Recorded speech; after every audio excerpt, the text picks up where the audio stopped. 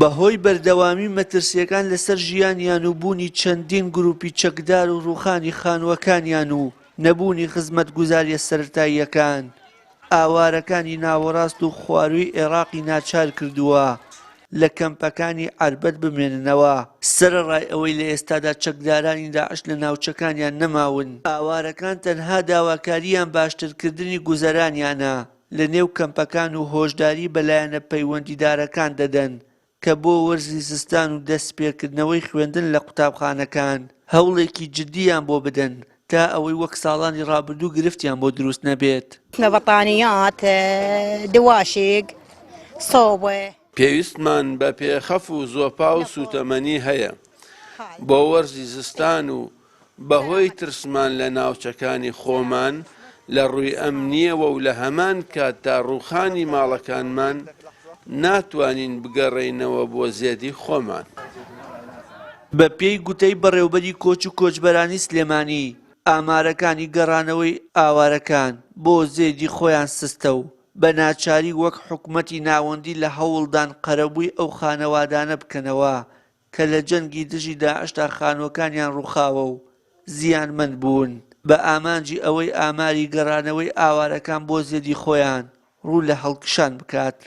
وتیشی بە زووترین کات دەست بە دابەشکردنی سوتەمەنی بەسەر ئاوارەکانی سنووری پارێزگای سلێمانی دەکەن وەک یەکەم هەنگاو بە ئاڕاستەی ئامادەکاریەکان بۆ وەرزی زستان.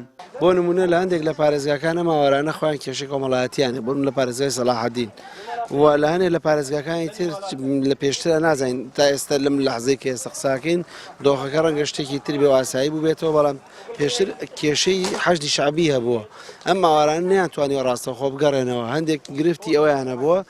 لەگەڵ ئەوەشە هەندێک لە خێزانەکان ماڵەکانیان تەواو سووتێنراوە یان تەخت کراوە. ئێستا سەرقاڵی ئەوەین و کۆزارتی کۆچبەران سەرقاڵی ئەوەین فۆرمی ئەو خێزانانە پڕکرینەوە بە دیکۆمنتەوە بۆی ئامادەیەکەین بۆ قەرەبووکردن لە حکومەتی عێراقیەوە. سەبارەت بە سێکتەری خوێندن ئێمە ئاوارەکانی ناوخۆ کەمپی عەربەت و ئاشتی سێکتەری خوێندن سەر بە نوێنەرایەتی پەروەردەی بەغایە لە سلێمانی کە ئەوان سەرجەم ڕێکارەکانیان لە ئەستۆ گرتووە و هەروەها دابینکردنی مامۆسا و قرتاسی و کۆمەڵە شتیان لە ئەستۆ گرتووە.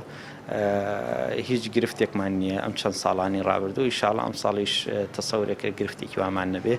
سەبارەت بە مۆزوعی زستان ئێمە لە هەفتەی ڕابردووە لە ڕێگەی نووسینگە مانگی قەیرانەکانی پارێزگای سلێمانیەوە فۆرمێکمان بەدەست گەیشتووە کە هەسین بە پڕکردنەوەی بۆ پێداویستی زستانی ئاوارەکان کە ئێمە داوای نەوت و پێداویستی پێخەوف و سۆبا و کۆمەڵی شتمان کردووە ڕاخەر.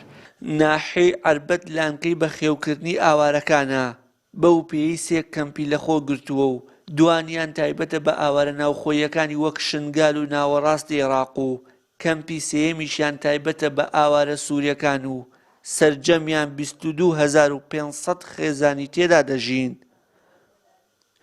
وشیار محەممەد، کەناڵی ئاسمانی پەیام، ناحەی عەربەد.